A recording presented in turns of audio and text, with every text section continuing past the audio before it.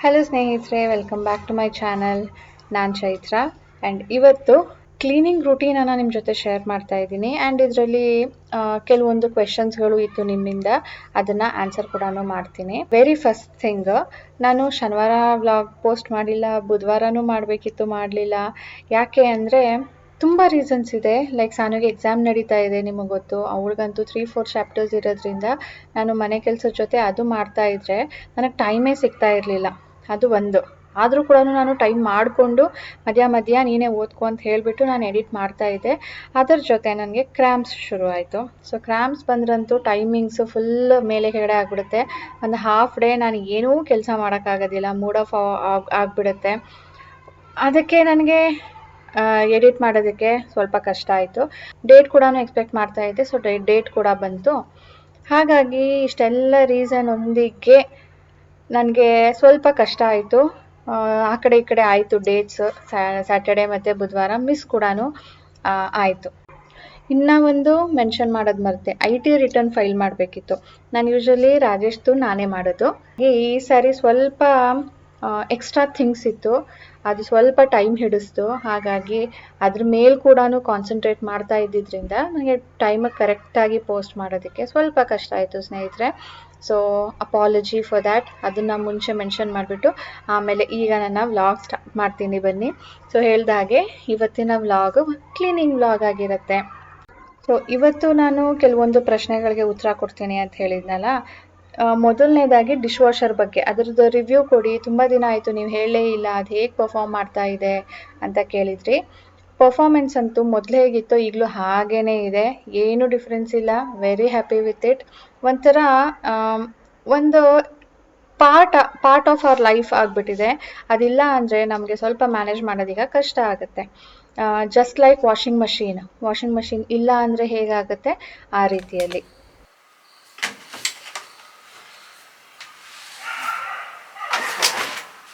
ಇನ್ನು dish washer ಬಗ್ಗೆ ಹೆಚ್ಚಿಗೆ ತಿಳ್ಕೊಳ್ಬೇಕು ಅಂದರೆ ನಮ್ಮ ಕ್ವೇರೀಸ್ನ ಕಾಮೆಂಟ್ ಮಾಡಿ ನಾನು ತಿಳಿಸ್ತೀನಿ. ಈಗ ಬೆಳಿಗ್ಗೆನೇ ಬಟ್ಟೆನ ನೆನೆಸಾಕಿದ್ದೆ. ನಾನು ನೆನೆಸ್ಬಿಟ್ಟೇ ಯಾವಾಗಲೂ ವಾಶ್ಗೆ ಹಾಕೋದು.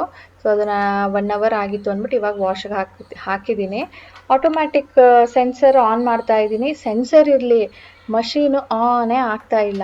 ನಾನು ಎಲ್ಲೋ ಕರೆಂಟ್ ಇದೆಯೋ ಇಲ್ವೋ ಅಂತ ಚೆಕ್ ಮಾಡಿದೆ, ಕರೆಂಟ್ ಇತ್ತು. ಏನಾದರೂ ಪ್ಲಗ್ ಆನ್ ಆಫಲ್ಲಿ ಏನಾದರೂ ತಪ್ಪಾಗಿದೆಯಾ ಅಂತ ನೋಡಿದೆ, ಅದೂ ಸರಿಯಾಗೇ ಇದೆ. ನನಗೆ ಟೆನ್ಷನ್ ಶುರು ಆಯಿತು. ಅಷ್ಟು ಬಟ್ಟೆ ನಾನು ನೆನೆಸಿದ್ದೀನಿ. ಈಗ ಇವತ್ತು ನಾನು ತುಂಬ ಪ್ಲ್ಯಾನ್ ಮಾಡಿದ್ದೀನಿ ಇದೆಲ್ಲ ಕೆಲಸ ಮಾಡಬೇಕು ಅಂದ್ಬಿಟ್ಟು. ಅದ್ರ ಜೊತೆ ನಾನು ಸಾನುಗೂ ಓದಿಸ್ಲೂಬೇಕು. ಬಟ್ ಏನಿದು ಕೆಲಸನೇ ಮಾಡ್ತಾ ಇಲ್ವಲ್ಲ ಅಂತ ಟೆನ್ಷನ್ ಶುರು ಆಯಿತು. ಆಮೇಲೆ ಏನು ಮಾಡಿದೆ, ಪ್ಲಗ್ಗನ್ನು ಫುಲ್ ತೆಗೆದ್ಬಿಟ್ಟು ಹಾಕಿದೆ. ಏನು ಪ್ರಾಬ್ಲಮ್ ಆಗಿತ್ತೋ ನನಗಂತೂ ಗೊತ್ತಿಲ್ಲ, ಬಟ್ ಇಟ್ ಸ್ಟಾರ್ಟೆಡ್ ವರ್ಕಿಂಗ್. ನಾನು ಹೇಳಿದ್ನಲ್ಲ, it has become a part of our life.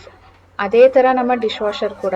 ಬಟ್ಟೆ ನಾವು ಕೈಯಲ್ಲಿ ಒಗಿಬೇಕು, ಇಲ್ಲ ಹೊಸದು ತೊಗೊಳ್ಬೇಕು, ಇಲ್ಲ ರಿಪೇರ್ ಮಾಡಿಸ್ಬೇಕು. ಇವತ್ತು ರಾಜೇಶ್ ಕೂಡ ಮನೆಯಲ್ಲಿಲ್ಲ, ರಿಪೇರ್ ಮಾಡಿಸೋದಕ್ಕಂತೂ ಇವತ್ತು ಆಗೋದೇ ಇಲ್ಲ, ಹೊಸದು ತೊಗೊಳೋದಕ್ಕೂ ಆಗೋದಿಲ್ಲ. ಕೈ ಮುಕ್ಕೊಂಡು ಥ್ಯಾಂಕ್ ಯು ಅಂತ ಹೇಳಿಬಿಟ್ಟು ಬಟ್ಟೆನ ವಾಶ್ಗೆ ಹಾಕ್ತಾ ಇದ್ದೀನಿ. ಇಲ್ಲ ಅಂದರೆ ಎಷ್ಟು ಡಿಫಿಕಲ್ಟ್ ಅಲ್ವಾ ಸ್ನೇಹಿತರೆ? ನಿಮ್ಗೇನು ಅನಿಸುತ್ತೆ ಈ ಥರ ಸಿಚುವೇಷನಲ್ಲಿ? ಬಟ್ಟೆ ಎಲ್ಲ ಒಗಿಬೋದು, ಆ ಥರ ಏನಿಲ್ಲ. ಬಟ್ ನಂದು ಬೇರೆ ಪ್ಲ್ಯಾನ್ ಇತ್ತಲ್ವಾ, ಅದರ ಮಧ್ಯೆ ಇದು ಈಗ ಇಷ್ಟೊಂದು ಅದು ಒಟ್ಟಿಗೆ ಅಭ್ಯಾಸ ಇಲ್ಲ ಅಲ್ವಾ, ಹಾಗಾಗಿ ಟೆನ್ಷನ್ ಆಗಿಬಿಟ್ಟಿತ್ತು. ಇವತ್ತು ನಾನು ಏನೂ ಮೇಜರ್ ಟಾಸ್ಕ್ ಬೇರೆ ಏನೂ ತೊಗೊಳ್ಬಾರ್ದು. ನನ್ನ ಇವತ್ತಿನ ಮೇನ್ ಮೋಟೋ ಬಂದು ಕ್ಲೀನಿಂಗ್. ನಾನು ತುಂಬ ದಿನ ಆಗಿತ್ತು ಎಲ್ಲನೂ ಒಟ್ಟಿಗೆ ಕ್ಲೀನ್ ಮಾಡಿ. ಆವಾಗವಾಗ ಸ್ವಲ್ಪ ಧೂಳು ಎಲ್ಲಾದರೂ ಕಾಣಿಸಿದ್ರೆ ಅದನ್ನು ಕ್ಲೀನ್ ಮಾಡ್ಕೊಳ್ತಾ ಇರ್ತೀನಿ ಅಷ್ಟೇ. ನನ್ನ ಫ್ರಿಡ್ಜ್ ಆಗಿರ್ಬೋದು, OTG ಆಗಿರ್ಬೋದು, ಮತ್ತು ಚಿಮ್ನಿ, ಅದು ಜಸ್ಟ್ ಮುಂದ್ಗಡೆಯಿಂದ ಒರೆಸ್ಕೊಳ್ತೀನಿ, ಡೀಪ್ ಕ್ಲೀನ್ ಮಾಡೋದಕ್ಕೆ ಹೋಗೋದಿಲ್ಲ. ಹಾಗೆ ನನ್ನ ಡೈನಿಂಗ್ ಟೇಬಲ್, ಅದ್ರ ಮೇಲ್ಗಡೆ ಎಲ್ಲ 2 days once 3 days once ಒರೆಸ್ತಾನೆ ಇರಬೇಕು, ಧೂಳು ಎದ್ದು ಕಾಣುತ್ತೆ. ಈ ಗಾಜ್ ಅಂದರೆ ಈ ಫುಲ್ ರ್ಯಾಕ್ ಆಗಿರ್ಬೋದು, ಡಿಶ್ ವಾಷರ್ಗೆ ಸಾಲ್ಟ್ ಹಾಕಿದೆ, ಆಮೇಲೆ ಅದ್ರ ಫಿಲ್ಟರ್ನೆಲ್ಲನೂ ತೆಗೆದು ಕ್ಲೀನ್ ಮಾಡಿದೆ. ಅದೆಲ್ಲ ನಾನು ತುಂಬಾ ಕಡಿಮೆ ಮಾಡೋದು. ಸೊ ಇವತ್ತು my whole time is dedicated to these things. ಈ ಥರ ಕ್ಲೀನಿಂಗ್ ವ್ಲಾಗ್ ಶೇರ್ ಮಾಡಿದಾಗ ನೀವು ಕೂಡ ಹೇಳ್ತೀರಾ, ಅಕ್ಕ ನೀವು ಹೇಗೆ ಇಷ್ಟೊಂದೆಲ್ಲನೂ ಆ್ಯಕ್ಟಿವ್ ಆಗಿರ್ತೀರಾ, ಅಷ್ಟೊಂದು ಕ್ಲೀನಿಂಗ್ ಹೇಗೆ ಮಾಡ್ತೀರಾ, 1 whole day ನೀವು ಹೇಗೆ ನಿಮ್ಮನ್ನು ನೀವು ಮೋಟಿವೇಟ್ ಮಾಡ್ಕೊಳ್ತೀರಾ? ತುಂಬ ಕೆಲಸಗಳಿರುತ್ತಲ್ವ ಮನೆಯಲ್ಲಿ, ಎಲ್ಲನೂ ಹೇಗೆ ಮಾಡ್ತೀರಾ? ನಿಮ್ಗೆ ಬೇಜಾರಾಗೋದಿಲ್ವಾ ಅಂತ ಹೇಳ್ಬಿಟ್ಟು ಹಾನೆಸ್ಟ್ಲಿ ಸ್ಪೀಕಿಂಗ್ ನನಗೂ ಕೂಡ ಬೇಜಾರಾಗುತ್ತೆ. ಅದಕ್ಕೇ ಈ ಕೆಲಸಗಳನ್ನೆಲ್ಲ ನಾನು ತುಂಬಾ ರೆಗ್ಯುಲರ್ ಆಗಿ ಮಾಡೋದಿಲ್ಲ, ಒನ್ಸ್ ಇನ್ ಅ ಮಂತ್ ಮಾಡೋದು. ಯಾಕೆ ಅಂದರೆ ನನಗೂ ಕೂಡ ಬೇಜಾರಾಗುತ್ತೆ ಬರೀ ಕ್ಲೀನಿಂಗೇ ಮಾಡ್ಕೊಂಡು ಕೂತ್ಕೊಳ್ಳೋದಕ್ಕೆ. ಅಂದರೆ ಸ್ನೇಹಿತರೆ, ಮನೇಲಿ ಬೇರೆ ಏನೂ ನಾನು ಕೆಲಸ ಇಲ್ಲ, ಫ್ರೀ ಆಗಿದ್ದೀನಿ ಅಂದಾಗ ದಿನಕ್ಕೆ ಒಂದು ಅರ್ಧ ಗಂಟೆ ಮಾಡೋದ್ರಲ್ಲಿ ಏನೂ ತಪ್ಪಿಲ್ಲ, ಅದರಲ್ಲೇನು ಬೇಜಾರು ಕೂಡ ಆಗೋದಿಲ್ಲ. ಬಟ್ ನಾನು ರೆಸ್ಪಾನ್ಸಿಬಿಲಿಟಿನೂ ತೊಗೊಂಡಿದ್ದೀನಿ.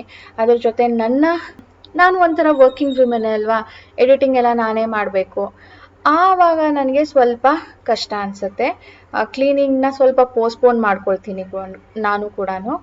ಬಟ್ ಹೇಗೆ ನನ್ನನ್ನು ನಾನು ಮೋಟಿವೇಟ್ ಮಾಡ್ಕೊಳ್ತೀನಿ, ಇದನ್ನೆಲ್ಲ ಹೇಗೆ ಮಾಡ್ತೀನಿ ಅಂದರೆ, ನನಗೆ ಧೂಳು ಕಾಣ್ದಾಗ ಅಥವಾ ಸ್ವಲ್ಪ ಮೆಸ್ ಆಗಿದೆ ಅಂದಾಗ ಅದು ನೋಡಿಕೊಂಡು ಒಂದು ದಿನ ಬೇಕಿದ್ರೆ ಹೇಗೋ ಪೋಸ್ಟ್ಪೋನ್ ಮಾಡ್ತೀನಿ. ಯಾಕಂದರೆ ಇಂಪಾರ್ಟೆಂಟ್ ಏನೋ ಕೆಲಸ ಇದೆ, ಅದನ್ನು ಮಾಡೋಣ ಅಂದ್ಬಿಟ್ಟು ಸ್ವಲ್ಪ ಪೋಸ್ಟ್ಪೋನ್ ಮಾಡಿರ್ತೀನಿ. ಅದು 1 ದಿನ 2 ದಿನ ಪೋಸ್ಟ್ಪೋನ್ ಆಗಿಬಿಡುತ್ತೆ. ಬಟ್ ಅದಕ್ಕಿಂತ ಜಾಸ್ತಿ ನನಗೆ ಪೋಸ್ಟ್ಪೋನ್ ಮಾಡೋದಕ್ಕಾಗೋದಿಲ್ಲ. ಯಾರೇ ಆದರೂ ಮನೆಯಲ್ಲಿ ಅಷ್ಟೇ ಅಲ್ವಾ, ಎಲ್ಲ ಹೆಂಗಸ್ರಿಗೂ ನೀಟಾಗಿರಬೇಕು, ಕ್ಲೀನಾಗಿರಬೇಕು ನಮ್ಮ ಮನೆ ಅಂತ ಅನಿಸುತ್ತೆ. ಅಂಥ ಟೈಮಲ್ಲಿ ನಾವು ಕ್ಲೀನ್ ಮಾಡದೇ ಇದ್ದರೆ ಅದು ನೀಟ್ ಹೇಗೆ ಕಾಣುತ್ತೆ?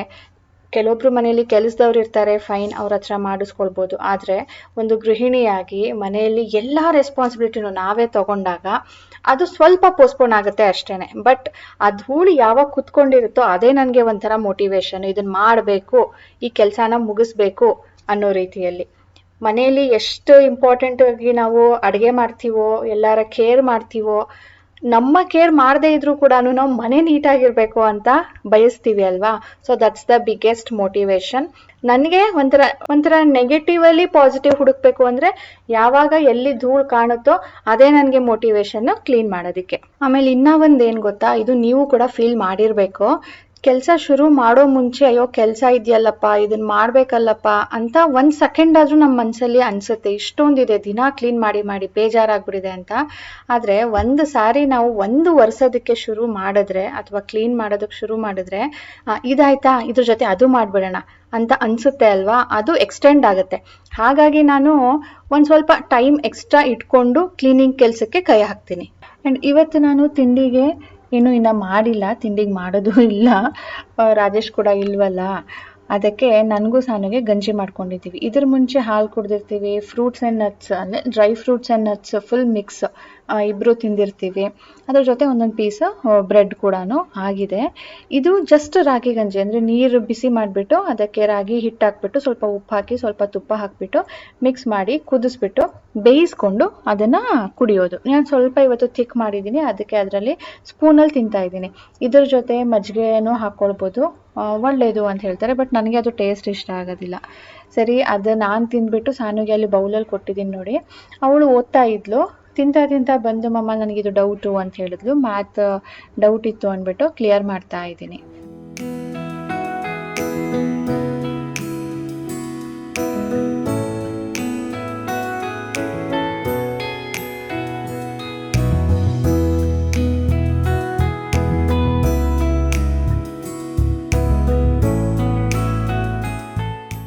ಡೈನಿಂಗ್ ಟೇಬಲ್ ಮೇಲೆ ಇಟ್ಟಿರೋವಂಥ ಶೋ ಪೀಸಸ್ ನಾನು ಆನ್ಲೈನಲ್ಲಿ ತೊಗೊಂಡಿದ್ದು. ಅದ್ರ ಲಿಂಕ್ ನಾನು ಸಿಕ್ಕಿದ್ರೆ, ಈಗ ಸ್ಟಾಕಲ್ಲಿದ್ದರೆ ನಾನು ಡಿಸ್ಕ್ರಿಪ್ಷನಲ್ಲಿ ಹಾಕಿರ್ತೀನಿ ಅಥವಾ ಪ್ರಾಡಕ್ಟನ್ನು ಟ್ಯಾಗ್ ಮಾಡಿರ್ತೀನಿ, ಅಲ್ಲಿಂದ ನೀವು ಚೆಕ್ ಮಾಡ್ಬೋದು.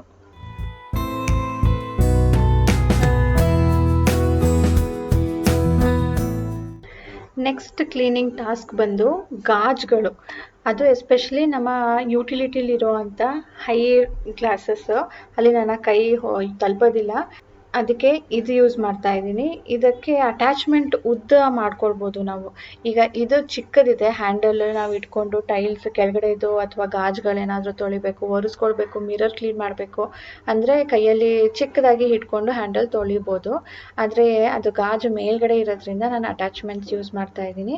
ಇದು ಎಲೆಕ್ಟ್ರಿಕ್ ಸ್ಪಿನ್ ಸ್ಕ್ರಬ್ಬರ್ ಅಂತ ಹೇಳ್ಬಿಟ್ಟು, ಅಂದರೆ ತಿರುಗ್ತಾ ಇರುತ್ತೆ, ತುಂಬ ಚೆನ್ನಾಗಿ ಕ್ಲೀನ್ ಮಾಡುತ್ತೆ. ಸೊ ಇದ್ರ ಲಿಂಕ್ ನಿಮ್ಗೆ ಏನಾದರೂ ಇಂಟ್ರೆಸ್ಟ್ ಇದ್ದರೆ ಚೆಕ್ ಮಾಡಿ. ಈ ಥರ ಮೇಲ್ಗಡೆ ಇರುತ್ತಲ್ವ, ಈಗ ನೋಡಿ ಅಲ್ಲಿ ಮಷಿನ್ಗಳು ಇಟ್ಟಿದ್ದೀನಿ, ಅದನ್ನ ಜರುಗ್ಸೋಕ್ಕಾಗೋದಿಲ್ಲ, ಲ್ಯಾಡರ್ ಹಾಕೊಳ್ಳೋದಕ್ಕಾಗೋದಿಲ್ಲ. ಇಂಥ ಜಾಗದಲ್ಲಿ ನಾವು ಕ್ಲೀನ್ ಮಾಡಬೇಕು ಅಂದರೆ ಇದನ್ನು ಯೂಸ್ ಮಾಡ್ಬೋದು.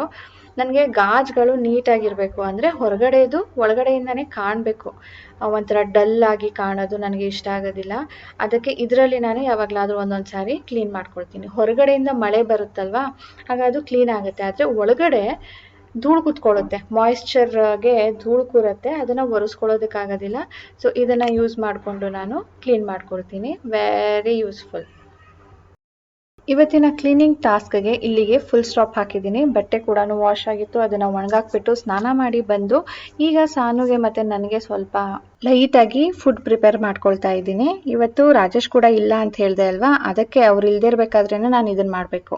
ಲಾಸ್ಟ್ ವೀಕ್ ಕೂಡ ರಾಜೇಶ್ ಇರಲಿಲ್ಲ ಅಂತ ಹೇಳಿಬಿಟ್ಟು ಪಾಸ್ತಾ ಮಾಡಿದ್ದೆ. ಆದರೆ ಇವತ್ತು ನನಗೆ ತಿನ್ನೋದಕ್ಕೆ ಮನಸ್ಸೇ ಇಲ್ಲ. ಸಾನುಗಂದೆ, ಸಾನು ನನಗೆ ಪಾಸ್ತಾ ಮಾಡೋಕ್ಕೆ ಇಷ್ಟ ಇಲ್ಲ ಅಂದರೆ ಏನು ಡೈಲಾಗ್ ಬಿಟ್ಲು ಗೊತ್ತಾ, ಉಪ್ಪಿಟ್ಟನ್ನ ವಾರಕ್ಕೊಂದ್ಸರಿ ಮಾಡ್ತೀಯಾ, ದೋಸೆನ ವಾರಕ್ಕೊಂದ್ಸರಿ ಮಾಡ್ತೀಯಾ, ಲೆಮನ್ ರೈಸ್ ವಾರಕ್ಕೊಂದ್ಸರಿ ಮಾಡ್ತೀಯಾ, ಪಾಸ್ತಾ ಮಾತ್ರ ಯಾಕೆ ವಾರಕ್ಕೊಂದ್ಸರಿ ಬೇಜಾರು ಅಂತ ಹೇಳ್ತೀಯಾ ಅಂತ ಕೇಳಿದ್ಲು.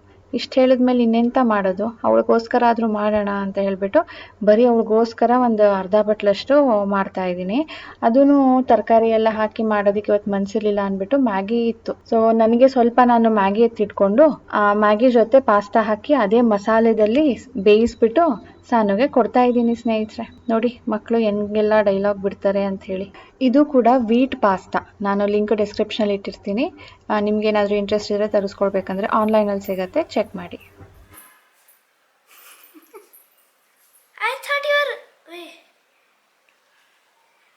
What? Pasta Maggie? Maggie pasta, pasta Maggie. Thank you. I thought you were bored of eating pasta. ನಾನು ನನಗೆ ಮಾಡ್ಕೊಂಡಿಲ್ಲಪ್ಪ, ನಿನಗೆ ಮಾತ್ರನೇ ಮಾಡಿರೋದು. Maggie pasta.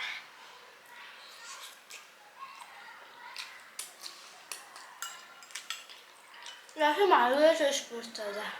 ಮ್ಯಾಗಿ ಮಸಾಲ ಅಲ್ವಾ, ಅದಕ್ಕೆ ಬರೀ ಪಾಸ್ತಾ ತಿನ್ನೋರು. ಗಿಡಗಳ ಕೆಲಸನೂ ಮಾಡಿ ತುಂಬ ದಿನ ಆಗಿತ್ತು. ಜಸ್ಟ್ ನೀರು ಹಾಕ್ತಾ ಇದ್ದೆ ಅಷ್ಟೇ. ಹೊಸದಾಗಿ ಯಾವುದು ಗಿಡ ತಂದಿರಲಿಲ್ಲ, ಪಾಟ್ ತಂದಿರಲಿಲ್ಲ.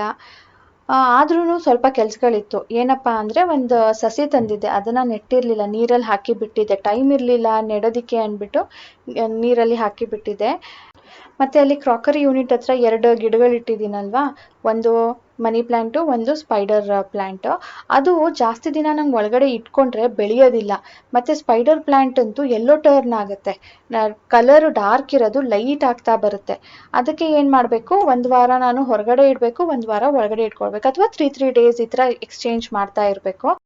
ಅದೇ ಥರ ಪಾಟ್ ಸಿಗುತ್ತಾ ನೋಡಿದೆ, ಪಾಟ್ ಕೂಡ ಸಿಗಲಿಲ್ಲ. ಅದಕ್ಕೆ ಏನು ಅಂದ್ಕೊಂಡೆ, ಸೆರಾಮಿಕ್ ಪಾಟ್ ಒಳಗಡೆನೆ ಡೈರೆಕ್ಟ್ ಮಣ್ಣು ಹಾಕಿ ಗಿಡ ಹಾಕೋ ಬದಲು ಒಂದು ಬೇರೆ ಸಪ್ರೇಟ್ ಟಂಬ್ಲರಲ್ಲಿ ಹಾಕಿಬಿಟ್ಟು ಆ ಟಂಬ್ಲರ್ನ ಒಳಗಡೆ ಇಡೋದು, ತೊಗೊಂಡು ಬಂದು ಹೊರಗಡೆ ಇಡೋದು, ಆ ಥರ ಮಾಡ್ಕೊಂಡಾಗ ಒಂದೇ ಪಾಟನ್ನು ಯೂಸ್ ಮಾಡ್ಕೊಳ್ಬೋದಲ್ವಾ ಅಂದ್ಬಿಟ್ಟು 2 ಪ್ಲಾಸ್ಟಿಕ್ ಟಂಬ್ಲರ್ನ ತೊಗೊಂಡು ಅದರಲ್ಲಿ ಇವತ್ತು ಸಸಿ ನೆಡ್ತಾ ಇದ್ದೀನಿ. ಈ ಥರ ಮಾಡೋಣ ಅಂತ ಇವತ್ತು ಕೆಲಸನ ಶುರು ಮಾಡಿದ್ದೀನಿ. ಇದು ಕೋಕೋಪೀಟ್ ನಿಮಗೆ ರೆಡಿ ಅಂಗಡಿಯಲ್ಲೇ ಸಿಗುತ್ತೆ. ಇದರ ಜೊತೆ ಮಣ್ಣು ಮಿಕ್ಸ್ ಮಾಡ್ತಾ ಇದ್ದೀನಿ. ಮಣ್ಣಲ್ಲಿ ಹಾಕಿದ್ರೂ ಕೂಡ ಬರುತ್ತೆ. ಅದು ಸ್ವಲ್ಪ ದಿನ ಹೋಗ್ತಾ ಹೋಗ್ತಾ ಅದರಲ್ಲಿ ನ್ಯೂಟ್ರಿಯೆಂಟ್ಸ್ ಕಡಿಮೆ ಆಗಿಬಿಡುತ್ತಲ್ವಾ, ಅದಕ್ಕೆ ಸ್ವಲ್ಪ ಕೋಕೋಪೀಟು ಹಾಕಬೇಕು, ಗೊಬ್ಬರನೂ ಹಾಕಬೇಕು. ಗೊಬ್ಬರ ಕೂಡ ತಂದಿಟ್ಕೊಂಡಿದ್ದೀನಿ, ಅದು ಕೂಡ ಮಿಕ್ಸ್ ಮಾಡ್ತಾ ಇದ್ದೀನಿ. ಬರೀ ಕೋಕೋಪೀಟಲ್ಲೇ ಗಿಡ ಹಾಕಿದ್ರೂ ಕೂಡ ಚೆನ್ನಾಗಿ ಬರುತ್ತೆ, ಅದಕ್ಕೆ ನರಿಶ್ಮೆಂಟು ಸಿಗುತ್ತೆ. ಅದಕ್ಕೆ ನಾನು ಬರೀ ಅದರಲ್ಲೇ ಹಾಕ್ತಿಲ್ಲ, ಎಲ್ಲಾನು ಮಿಕ್ಸ್ ಮಾಡಿ ಹಾಕ್ತಾ ಇದ್ದೀನಿ. ಇವತ್ತು ನಾನು ಸ್ಪೈಡರ್ ಪ್ಲ್ಯಾಂಟ್ ಒಂದು ತಂದಿದ್ದೆ ಮುಂಚೆ, ಆಯಿತಾ. ಅದರಲ್ಲಿ ನಾನು 2 ಪಾಟ್ ಮಾಡಿದ್ದೆ. ಅದರಲ್ಲಿ ಇವತ್ತು ಮತ್ತೆ 2 ಪಾಟ್ ಮಾಡ್ಕೊಳ್ತಾ ಇದ್ದೀನಿ. ನಮ್ಮಮ್ಮ ಬಂದಾಗ ಅವರು ಹೇಳ್ತಾ ಇದ್ರು, ನನಗಿದು ಚೆನ್ನಾಗಿದೆ, ನನಗಿದು ಕೊಡು ಅಂತ. ಸರಿ, ನಾನು ನೆಕ್ಸ್ಟ್ ಪಾಟ್ಗೆ ಹಾಕಿದಾಗ ತೆಗಿತೀನಲ್ವ, ರೂಟ್ ಎಲ್ಲ ತೆಗಿಬೇಕು. 2 ಪಾಟ್ ಮಾಡಿದ್ದೀನಿ, ಮತ್ತೆ 2 ಮಾಡ್ತೀನಿ, ನನಗೊಂದು ಬೇಕು ಎಕ್ಸ್ಟ್ರಾ, ಆವಾಗ ನಿನಗೂ ಕೂಡ ಮಾಡಿಕೊಡ್ತೀನಿ ಅಂದಿದ್ದೆ. ಸೊ ಇವತ್ತು ಮಾಡ್ತಾ ಇದ್ದೀನಿ, ನೆಕ್ಸ್ಟ್ ಅಮ್ಮ ಬಂದಾಗ ಅವ್ರಿಗೆ ಕೊಡೋಣ ಅಂತ ಹೇಳಿಬಿಟ್ಟು. ಮತ್ತು ಇನ್ನೂ ಒಂದು ಪ್ರಶ್ನೆ ಬಂದಿದ್ದು ಅಂದರೆ, ಈಗ ಪಕ್ಷ ನಡೀತಾ ಇದೆ ಅಲ್ವಾ, ಪಕ್ಷನ ನೀವು ಹೇಗೆ ಮಾಡ್ತೀರಾ? ಪೂಜೆ ಮಾಡ್ತಿರೋ, ನಾನ್ ವೆಜ್ ಮಾಡ್ತಿರೋ, ಹೇಗೆ ಮಾಡ್ತೀರಾ? ನೀವು ಯಾವತ್ತೂ ಹೇಳೇ ಇಲ್ವಲ್ಲ ಅಂತ ಹೇಳಿಬಿಟ್ಟು ಇವತ್ತು ರಾಜೇಶ್ ಇಲ್ಲ ಮನೇಲಿ ಅಂತ ಹೇಳಿದ್ನಲ್ಲ, ಅವರು ನಮ್ಮ ಪಕ್ಷಕ್ಕೇ ಹೋಗಿರೋದು KR ನಗರಕ್ಕೆ. ನಾನು ಯಾಕೆ ಹೋಗಲಿಲ್ಲ ಅಂದರೆ, ಸಾನುಗೆ ಎಕ್ಸಾಮ್ ಇರೋದ್ರಿಂದ ನಾನು ಹೋಗಲಿಲ್ಲ. ಅಮ್ಮನ ಮನೆ ಪಕ್ಷ ಮತ್ತು ಅತ್ತೆ ಮನೆ ಪಕ್ಷ ಎರಡೂ ಬ್ಯಾಕ್ ಟು ಬ್ಯಾಕ್ ಬರುತ್ತೆ, ಅದಕ್ಕೆ ರಾಜೇಶ್ ಅಲ್ಲಿ ಹೋಗಿದ್ದಾರೆ. ಅವರೇನು ಓದ್ಸೋದಿಲ್ಲ ಸಾನುಗೆ, ಅದಕ್ಕೆ ಹೋದ್ರು ಕೂಡ ನಡೆಯುತ್ತೆ. ನಾನು ಇದನ್ನ ಯಾವತ್ತೂ ಏನು ಶೇರ್ ಮಾಡಿಲ್ಲ, ಯಾಕಂದರೆ ಅದನ್ನ ತೋರಿಸೋ ಹಾಗೂ ಇಲ್ಲ ನಾನು ಹೇಗೆಲ್ಲ ಪೂಜೆ ಮಾಡ್ತಾರೆ ಏನು ಎತ್ತ ಅಂತ. ಹಾಗಾಗಿ ನಾನೇನು ಹಂಚ್ಕೊಂಡಿರಲಿಲ್ಲ. ಬಟ್ ಇವತ್ತು ಕೇಳಿದ್ರಲ್ಲ ಅಂತ ಹೇಳ್ತಾ ಇದ್ದೀನಿ. ನಮ್ಮಲ್ಲಿ ಕೂಡ ಅದಕ್ಕೆ ತರ್ಪಣ ಅಂತ ಹೇಳ್ತಾರೆ, ಅದನ್ನ ಮಾಡ್ತೀವಿ. ಹಾಗೆ ಪಿಂಡ ಪ್ರದಾನ ಅಂತಾನು ಹೇಳ್ತಾರಲ್ವ, ಅದನ್ನ ಕೂಡ ಮಾಡಿಸ್ತಾರೆ. ಆಮೇಲೆ ಒಂದು 5 ಜನ ಗಂಡಸರಿಗೆ ಮತ್ತು 5 ಜನ ಹೆಂಗಸರಿಗೆ ಊಟ ಕೂಡ ಹಾಕಬೇಕು. ಅದಾದಮೇಲೆ ಮಿನಿಮಮ್ ಅಷ್ಟು, ಮ್ಯಾಕ್ಸಿಮಮ್ ಎಷ್ಟು ಜನನಾದರೂ ಕರಿಬೋದು. ಮನೆಯಲ್ಲಿ ಯಾರು ದೊಡ್ಡವ್ರು ಇರ್ತಾರೋ, ಅಂದರೆ ಈಗ ನೋಡಿ ನಮ್ಮ ಮಾವನೇ ದೊಡ್ಡವರು, 4 ಜನ ಅಣ್ಣ ತಮ್ಮಂದಿರಲ್ಲಿ ದೊಡ್ಡವ್ರು ಮಾಡಬೇಕಂತೆ ಅಥವಾ ಚಿಕ್ಕವ್ರು ಮಾಡಬೇಕಂತೆ, ಮಧ್ಯದವ್ರು ಯಾರು ಮಾಡೋ ಹಾಗಿಲ್ಲ. ಅದಕ್ಕೆ ನಮ್ಮ ಮಾವನೇ ಮೊದಲಿಂದನೂ ಮಾಡೋದು. ನಮ್ಮ ಅಮ್ಮನ ಮನೆಯಲ್ಲಿ ನಮ್ಮ ಅಪ್ಪನೇ ಒಬ್ಬರೇ ಇರೋದು, ಅವ್ರಿಗೆ ಸಿಬ್ಲಿಂಗ್ಸ್ ಅಂತ ತಂಗಿರಿದ್ದಾರೆ ಅಷ್ಟೇ. ಹಾಗಾಗಿ ಅಪ್ಪನೇ ಯಾವಾಗಲೂ ಮಾಡೋದು. ಅಂದರೆ ಸಿಂಪಲ್ಲಾಗಿ ಸ್ಕಿಪ್ ಮಾಡೋ ಬದಲು ಮನೇಲಿ ಮಾಡ್ಕೊಳ್ತೀವಿ ಅಷ್ಟೇ. ಮತ್ತೆ ಇನ್ನು ಕೇಳಿದ್ದು ನಾನ್ ವೆಜ್ ಮಾಡ್ತೀರಾ ಈ ತಿಂಗಳಲ್ಲಿ ಅಂದ್ಬಿಟ್ಟು. ನಾವು ಈ ಪಕ್ಷ ಶುರು ಆದ ತಕ್ಷಣವೇ ನಾನ್ ವೆಜ್ ತಿನ್ನೋದಿಲ್ಲ. ಮತ್ತು ನಮ್ಮ ಪಕ್ಷದಲ್ಲೂ ಕೂಡ ಎಲ್ಲ ವೆಜಿಟೇರಿಯನ್ಸೇ ಇರೋದು. ಲೈಕ್ 2 ಥರದ ಪಲ್ಯ, 2 ಥರದ ಗೊಜ್ಜು, ಅನ್ನ, ಸಾಂಬಾರು, ಒಬ್ಬಟ್ಟು, ವಡೆ ಎಲ್ಲನೂ ಕೂಡ ಇರಲೇಬೇಕು. ಅದು ಮಿನಿಮಮ್ ಇದು. ಮತ್ತು ನಾನ್ ವೆಜ್ ಅಂತೂ ನಾವು ಮಾಡೋದಿಲ್ಲ ಪಕ್ಷಕ್ಕೆ. ಮತ್ತು ನವರಾತ್ರಿ ಶುರು ಆಗುತ್ತಲ್ವ, ಆವಾಗ ಕೂಡ ಮತ್ತೆ ನಾನ್ ವೆಜ್ ಮಾಡೋದಿಲ್ಲ. ಬಟ್ ಈ ನಮ್ಮ ಪಕ್ಷ ಮನೆಯದು ಆದಮೇಲೆ ನಾವು ಮನೇಲಿ ಮಾಡ್ಕೊಳ್ಬೋದು. ಒಂದು 3-4 ಡೇಸ್ ಮಿಕ್ಕಿರುತ್ತೆ, ಆವಾಗ ಬೇಕಿದ್ರೆ ನಾವು ಮಾಡಿ ತಿನ್ಬೋದು. ಸೊ ಈ ಥರ ನಾವು ಫಾಲೋ ಮಾಡೋದು. ಹೇಳಿದ್ನಲ್ಲ, ನಾನು ಯಾವತ್ತೂ ತೋರಿಸಿರ್ಲಿಲ್ಲ, ಯಾಕೆ ಅಂದರೆ ಅದನ್ನೆಲ್ಲ ತೋರಿಸೋ ಹಾಗೆ ಇರಲಿಲ್ಲ ಅಂತ ಹೇಳಿಬಿಟ್ಟು. ಮತ್ತು ಸ್ನೇಹಿತರೆ, ಇದರೊಂದಿಗೆ ನಮ್ಮ ದಿನ ಕೂಡ ಎಂಡ್ ಆಗುತ್ತೆ. ಇನ್ನೇನು ನಾನು ಕೆಲಸ ಎಕ್ಸ್ಟ್ರಾ ತೊಗೊಳ್ಳೋದಿಲ್ಲ. ಇವತ್ತು ತುಂಬ ಅಂದರೆ ತುಂಬ ಕೆಲಸ ಆಗಿದೆ. ಇನ್ನೂ ಒಂದು ಮೋಟಿವೇಶನ್ ಏನು ಗೊತ್ತಾ ನನಗೆ, ನಮ್ಮ ಮನೆಯಲ್ಲಿ ಎಷ್ಟೇ ಧೂಳಾಗಿದ್ರೂ ನಾನು 1 ದಿನ 2 ದಿನ ಪೋಸ್ಟ್ಪೋನ್ ಮಾಡ್ಬೋದು, ಮಾರನೇ ದಿನ ನಾನೇ ಮಾಡಬೇಕಾ ಎಲ್ಲನೂ. ಹಾಗಾಗಿ 1 or 2 ಡೇಸ್ ನಾನು ಎಕ್ಸ್ಕ್ಯೂಸ್ ತೊಗೊಂಡ್ರು ನೆಕ್ಸ್ಟ್ ಅದಕ್ಕೆ ಸ್ವಲ್ಪ ಟೈಮ್ ತೊಗೊಂಡು ನಾನೇ ಮಾಡ್ಕೊಳ್ತೀನಿ. ನಾನು ಮಾಡಲಿಲ್ಲ ಅಂದರೆ ಯಾರು ಮಾಡ್ತಾರೆ? So this is also a biggest motivation for me. So ಇದರೊಂದಿಗೆ ಇವತ್ತಿನ ವ್ಲಾಗ್ ಕೂಡ ಎಂಡ್ ಮಾಡ್ತೀನಿ ಸ್ನೇಹಿತರೆ. ಸಿಗೋಣ ಮುಂದಿನ ವ್ಲಾಗ್ನೊಂದಿಗೆ. Until then bye bye, take care. Please ಇವತ್ತಿನ ವಿಡಿಯೋ ಇಷ್ಟ ಆಗಿದ್ರೆ ಲೈಕ್ ಮಾಡಿ. ಬಾಯ್ ಸ್ನೇಹಿತರೆ.